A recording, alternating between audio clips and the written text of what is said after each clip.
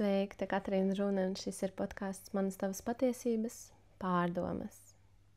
Sveiki, šodienas pārdomas ir par radošumu tēmu, kurai mēs jau pieskārāmies pagājušajā epizodē saistībā ar ūdens elementu un otro čakru, Svadhistānas čakru. Tad radošums. Kā mēs to varam izpaust tādā pieaugušā vecumā? Un kā ir ar mani un radošumu? Es teiktu, ka radošums manī atzima tad, kad piedzima mana pirmā meita, vai pat īsi pirms, kad es biju stāvoklī ar savu meitu. Un man uznāca tāda liela vēlme kaut ko radīt. Un kādu laiku to nebija darījusi, jo mans darbs bija administratīvs darbs, organizatorisks darbs, diezgan daudz ar papīriem. Un tas noteikti nebija radoši. Un tad es paliku stāvoklī. Un tad, kad nokļuvu jau pirmajos tajos mēnešos, kad varēju iet atpūtā un gaidīt mazuli, tad man pavērās laikam telpa kaut kam jaunam. Un man bija tā vēlme kaut ko izveidot, radīt. Un vienīgais, kas man atturēja līdz tam, es teiktu, ir tas, kad es biju maziņa vai skolas laikā, tad kaut kā vai nu kāds no skolotājiem to teica, vai man ģimenē vienkārši ir ļoti daudz radošu cilvēku, un tad es sevi biju kaut kā nolikusi, ka es jau neesmu radošs, tā kā mums patīk sev iegalvot, ka mēs kaut kas neesam. Un tad šis radošums, manī bija tā noplacis, bet es atceros, kad es biju 5 gadu vecumā bērndārzā, un man ir viens zīmējums no bērndārza, kur es atceros to sajūtu, ka es viņu uzzīmēju, un tad man prasīja bērndārzā, vai tev to ir zīmējis kāds pieaugušais, ka neticēja, ka to es pat esmu uzzīmējis. Tur bija kaut kādi ziloņi un palmas un cilvēki, un es atceros, kad es to pati uzzīmēju, un man neticēja. Un tad tikai es tā, varbūt tad kaut kur man palika šī sajūta, ka kaut kas man tur ir, nav tā, ka manī nav tas radošums, vai kad es nemāku zīmēt.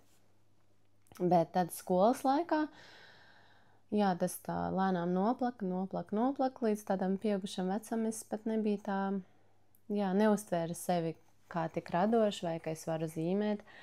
Un ja man bija kaut kāds skolas laikā kaut kāds darbs, es pat atceros, tad gan es laikam prasīju mammas palīdzību, jo man mamma ir radošā puse. Tā es tā kā neuzticējos savai tie radošajai pusei. Un tad es biju stāvoklī, un man bija vēlme radīt, un tad pie manis atnāca ideja par pārzīmēšanu. Es atceros, ka es biju mazāka, to es tajā mirklī atcerējos, kad es ņēmu kaut kādu skaistu bildi, liku pret gaismu, liku papīru virsū un pārzīmēju. Man tas ļoti patīk, bet tā nav tāda tā kā radīšana no sevis, tās ir tiešām pārzīmēt pāri tās līnijas. Bet šoreiz man bija tā sajūta, ka es gribu atrast Pinterestā kaut kādu bildi un viņu pārzīmēt, bet vienkārši skatoties uz viņu virsū pārzīmēt, nevis likt virsū un tad pārzīmēt līnijas. Un tad es meklēju tos attēlus, kas man tā kā uzrunā, un man atnāca sievietes sejas vai bērnu sejas, tieši acis, tieši tā, tieši sējumu vajadzēja vai no profila vai no dažādiem rakursiem. Un tad es saglabāju tos attēlus, un tad, kad man bija brītiņš, piesēdos, un tad es atceros to pirmo reizi. Es neesmu mācījusies, neesmu arī trenējusies uz zīmēšanu, un visu laiku es uztveru, ka man nav tas radošums, un es nemāku zīmēt, nemāku izveidot lietas, un tad es apsēdos, un man pagāja kaut kādas 6 stundas. Es atceros, kā man vienkārši tā kā laiks apstājās, es nebiju nogurusi, es vienkārši sēdēju, un man vajadzēja tā kā pabeigt no A līdz Z to pārzīmēto attēlu. Un tad es pārzīmēju pirmo bildi, un viņa izdevās ļoti jauka, ar visām ēnām, un es arī ņēmu sākumā, ja nemaldos, tad tikai melnbalto versiju, tā kā, kad ar zīmolu pārzīmē melnbalta bildi. Jā, un mani pārsteidz tas, ka es esmu to radījusi pati tajā brīdī un vēl tik ilgi iegrimus tajā tā kā meditācijā. Un kaut kāds klikšķis tur notika. Un tad jau es katru dienu meklēju to bildi, man bija tas brīvais laiks, gaidot savu meitiņas atnākšanu. Un es, man liekas, tajā periodā uzzīmēju kaut kāds 8 attēlus, tā ilgstoši sēžot. Un tad es teiktu, man mazliet noplaka tieši tā iedvesma tā kā meklēt atkal jaunu attēlu. Bet es vismaz atklāju to, ka nav tik traki ar manīm. Un es pat izveidoju savu mapīti, kurā es saglabāju tos zīmējumus, jo tiešām viņi nav slikti. Un tad kaut kas, tad paralēli,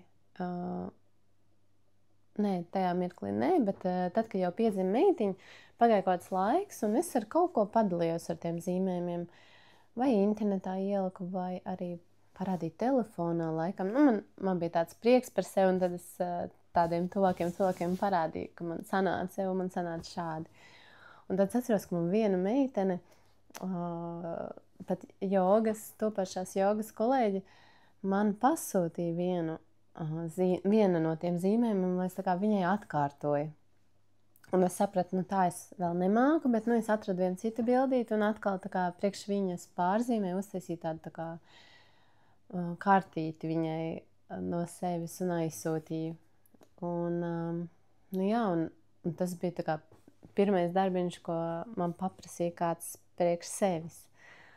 Tā bija vispār tā dīvains, it kā es neticu, ka es esmu radošs, bet it kā man sanāca tie darbi un man vēl palūdz, lai kādam uztaisa. Un tad, pateicoties tad šim mirklim ar grūtniecību un meitiņas gaidīšanu, manī atvērās šis radošums. Un tagad es teiktu, kādu laiku, man jau tagad ir 2 meitas, un kādu laiku man nav bijis tas brīdis, bet īstenībā ik pa periodam, tagad pēdējo bildītes uzzīmēju, kad es slimoju, man pilnīgi uznāca arī tāda sajūta. Es neko citu nevarēju kustēties. Man bija tiešām tāds gultas režīms. Un tad es arī sapratu, ka gribu kaut ko darīt, vismaz radīt tad kaut ko. Un tad arī atvēru Pinterest, atradu savu bildīti un uzzīmēju, pārzīmēju. Un tad paskatījos to bildi no malas, un tad likās, wow, kad es esmu tā kā neapzināti tajā mirklī atrados tādu bildi, kas mani tā kā dziedina tajā brīdī. Jo tur bija tāda tā kā pasaule, kā sieviete, kas apķer otru meiteni, kas varētu būt es, un tā kā samīļo viņu tajā brīdī. Un es skatoties to bildi, man likās, tas man dziedina, tā kā dod spēku tajā brīdī. Un tad es noķēru, ka tas radošums var būt arī ar citu enerģiju. Un kad tāds attēls var arī spēcināt. Un tad es laikam šobrīd visvairāk izmantoju, ka es zinu, ka tas radošums var spēcināt un sazemēt un dot to meditatīvo sajūtu. Un tad mums bija pavasarī retrīts, kur pasniedza Ingu un mums deva mandalu taisīt tikai ar tādiem spēku vārdiem. Un arī mēs pusotru stundu klausījāmies spēku vārdus, rakstījām spēku vārdus un vēl radījām to mandalu katrs savā stilā. Un arī ļoti, ļoti skaists meditatīvs process. Un es šajā dzīves posmā saprotu, ka tas ir tas, kas man laikam arī visvairāk aizrauja tajā radošumā. Radīt kaut ko tādu, kam ir nozīme. Vai arī, kad man ir tas brīdis, man ir tas meditatīvais aspekts, man neviens netraucē. Radošiem man vajag tādu brīvu telpu. To es sapratu. Ka vajag brīvu telpu, vajag iekšēju to miera stāvokli, ka tu vari būt šeit un tagad. Kā jums ir ar radošumu savā pieaugušajā vecumā? Vai jums izdodas tā tiešām kaut ko pazīmēt, paglaznot, vai aiziet kādu meistarklasu, vai arī radošums varbūt jums izpauž kaut kā citādāk, kaut ko radot, piemēram, radot jaunu produktu, vai palīdzot bērniem skolās vai bērndārzos radīt kaut ko, un tas jūs aizrauja. Man, piemēram, es esmu ievērojis, ka man tieši tas palīdzēt radīt kā kureiz, jā. Man vajag, es teiktu, ka man vairāk tas neaizrauja kā aizrauja, bet ir brīži, kad es esmu palīdzējis meitai taisīt kaut kādu projektu skolā, bet kur vajag tā kā vecāki iesaist. Un man ir aizrāvis tā ideja, un tad es redzu to vīziju, un tad es varu palīdzēt tā kā radīt to koptēlu. Tas man aizrauja, bet man neaizrauja tā kā varbūt radīt visu tur no sākuma līdz beigām. Man patīk, kad es varu tā kā saorganizēt to radošo procesu. Jā, tas tāds pārdoms par mani un radošumu tādā pieaugušā vecumā. Nu jā, un ja mēs runājam par čakrām, tad ūdens elements, otrā čakra, oranža krāsa ir par radošumu un tādu plūstošu dzīvi. Un noteikti tas tāds arī novērojams un novēlējams jums, jā, padomāt par radošumu savā ikdienā un pēc iespējas to ieviest tā, kā jums patīk vai kā jums derētu, jo radošums dod tādu dzīves prieku, klātesamību, jā, tādu sava spēka apzināšanos, un radošumā ir liels spēks. Jā, paldies, ka klausījāties, un uz tikšanos nākošreiz.